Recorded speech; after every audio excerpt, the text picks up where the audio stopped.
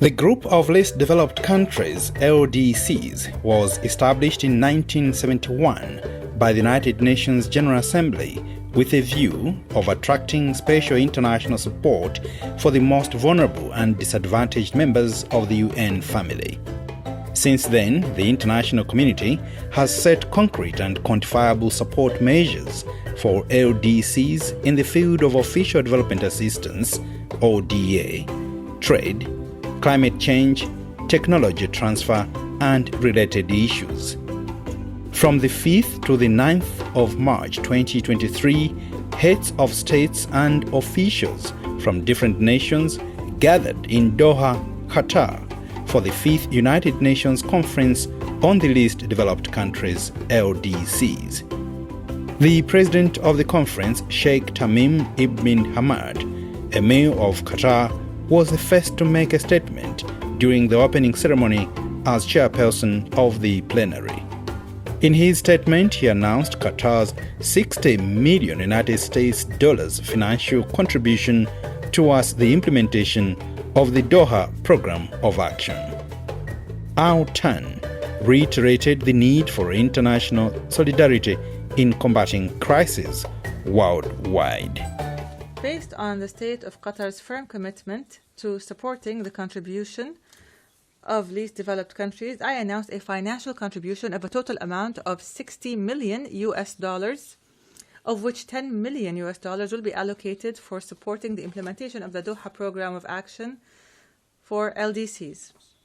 $50 million will be allocated for supporting the intended outcomes of the Doha Program of Action and building resilience in the least developed countries. Next to speak was the United Nations Secretary General Antonio Guterres, who said that 3 years after the world began its struggle against COVID-19, the least developed countries have found themselves stranded amid a rising tide of crisis, uncertainty, climate chaos, and deep global injustice.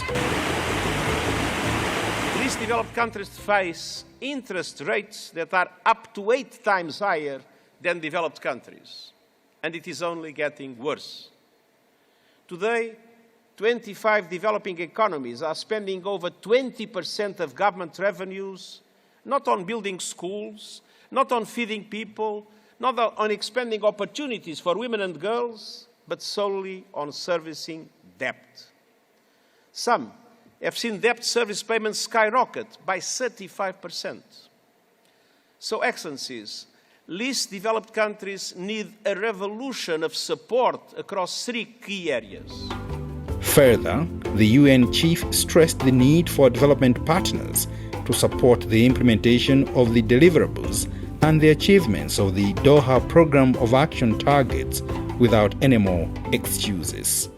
Global tensions and divides are deepening, and so we must find ways to come together. And there is perhaps no more important issue around which we can and must unite than in transforming the words of the Doha Program of Action into results. We don't have a moment to lose. Least developed countries are being stranded amidst a rising tide of crisis, uncertainty, climate chaos, and deep global injustice. They are unable to keep pace with lightning speed technological change. Systems are stretched from health and education to social protection, infrastructure, and job creation. Unemployment is rising, especially among young people, and women are being pushed to the sidelines. And the deeply dysfunctional and unfair global financial system is handing least developed countries the rawest of deals. Climate change and its effects on least developed countries was one of the main topics discussed during the opening. In his remarks, Shaba Korosi, president of the 77th session of the United Nations Assembly, warned of the threatening effects of climate change on least developed countries, stating that the demand for water is expected to exceed supply by 40% by the end of the decade. This conference comes at a time when radical action to transform the economies of LDCs has been has never been more urgent. As we meet today, least developed countries have arrived at a crossroads on the path towards achieving the 2030 Agenda and its targets. Even before the arrival of the pandemic, more than half of LDCs were in active conflict situations. Conflicts that will only be exacerbated by the disastrous impact of climate change. And by something equally ominous, that by the end of this decade, the demand for water is expecting to exceed supply by 40%. Taking her turn, President of the United Nations Economic and Social Council, ECOSOC, Lazarus McCarthy, affirmed the importance of full implementation of the Doha Programme of Action and immediate and serious action to assist the least developed countries and achieve the Sustainable Development Goals (SDGs) by 2030. Lazarus McCarthy stressed that helping the least developed countries is a shared international responsibility, highlighting the necessity to strengthen the development efforts of the LDCs, which possess enormous potential in terms of human, cultural, and natural resources. This conference provides a unique opportunity for all of us to ensure that through a new global partnership, the least developed countries are equipped to deliver on crucial development goals by 2030. We have a collective responsibility to bolster their development efforts. Least developed countries have immense potential, rich human, cultural, and natural resources. What is needed is sustainable economic growth for all to live in peace and prosperity. In his remarks, His Excellency Dr. Lazarus Chakwera, President of the Republic of Malawi and Chairman of the Group of Least Developed Countries, acknowledged the state of Qatar's provision of a financial contribution of a total of $60 million to support the implementation of the activities of the Doha Programme of Action for Least Developed Countries and to support the expected results of the program and build resilience capacities in the least developed countries. With friends like these, we need not fear any enemy.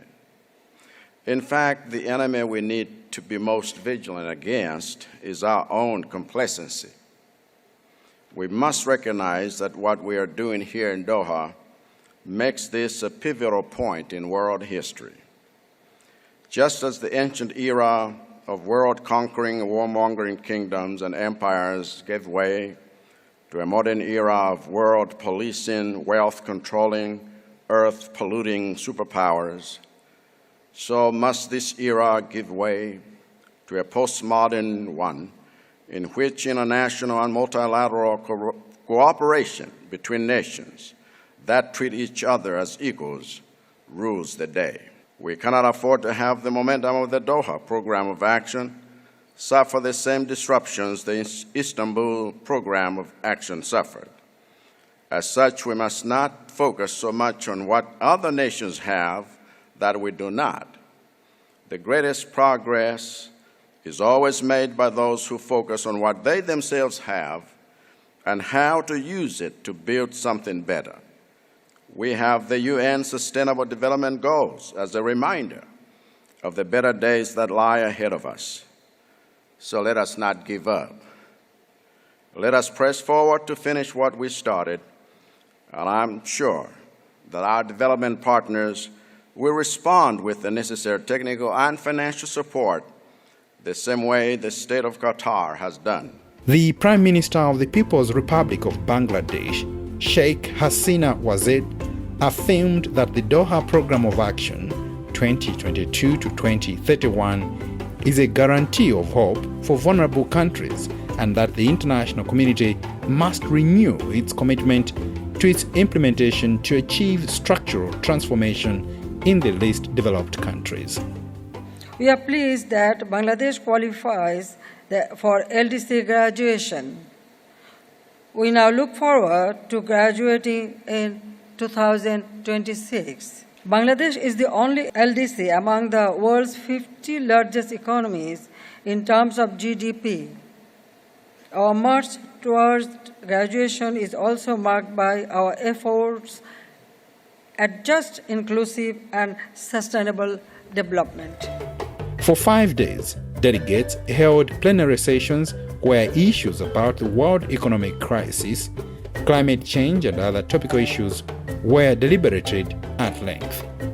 9th March 2023 is when the 5th United Nations Conference on the Least Developed Countries concluded, with world leaders adopting a political declaration that welcomed the Doha Program of Action and strongly committed to its implementation throughout the coming decade.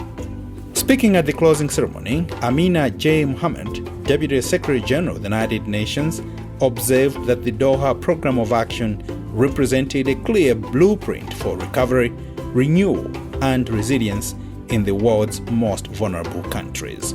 We have achieved a considerable amount already. From the adoption of the Doha Program of Action last year to the conference here today, progress is already apparent.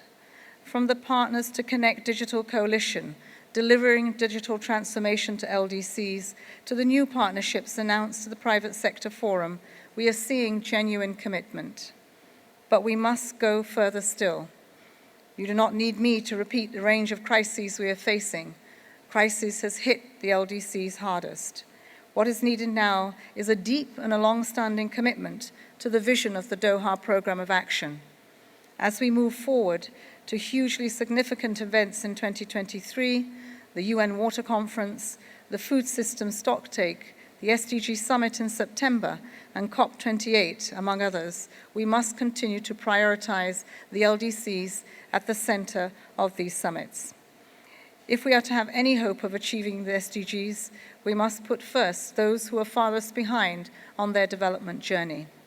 To this end, it is vital that the SDG stimulus is agreed to by the G20 in time for the September summit. Echoing those words, Rabab Fatima, Secretary General of the conference and Under Secretary General and High Representative for the Least Developed Countries, Landlocked Developed Countries and Small Island Developing States, noted the adoption of the Doha Political Declaration by consensus, reflecting on how to translate the momentum created by the conference into practical outcomes. Excellencies, we have just adopted the Doha Political Declaration by consensus. This demonstrates a spirit of renewed political commitment and enhanced solidarity to ensure the full and effective implementation of the Doha Program of Action. We should look forward to a future where the word least developed is a concept found in history books. For that, we need to make sustainable graduation a reality for all the LDCs, and we need to see more meaningful partnership. I extend my deep gratitude to the chair of the LDC group, President Lazarus Chakwera, for the outstanding manner he steered the group during a challenging period and provided hands-on leadership during the entire process. I thank you, sir. Speaking during the closing ceremony, Dr. Lazarus Chakwera, President of Malawi and Chair of the Group of Least Developed Countries, described the conference as a triumph of style and substance. Excellencies, distinguished delegates, as we prepare to leave Doha, we find ourselves not so much at the end of a conference, rather at the start of something new. The start of a new, re-energized, and collective journey towards graduation. And that graduation should be a stepping stone to the next level of sustainable development. The Doha Program of Action presents the route map to guide us on that journey, and I look forward to sharing the road ahead with all of the brothers and sisters in the LDCs. Sultan bin Saad Al Muraiki, State Minister for Foreign Affairs of Qatar, also delivered closing remarks as president of the conference. والبند 12 المعنون اختتام المؤتمر. الذي سنستمع في إطاره إلى بيانات ختامية. أدعو الآن معالي السيدة أمينة محمد نائبة الأمين العام للأمم المتحدة إلى الإدلاء بملاحظاتها الختامية. More than 5,000 participants attended the LDC5, including 47 heads of state and government and 130 ministers and vice ministers. It is expected that the agreements reached at LDC5 on the implementation on the Doha Platform for Action will help the LDCs address the current crisis from the COVID-19 pandemic to climate change and help them back on track with the SDGs and make progress towards graduation from the LDC category.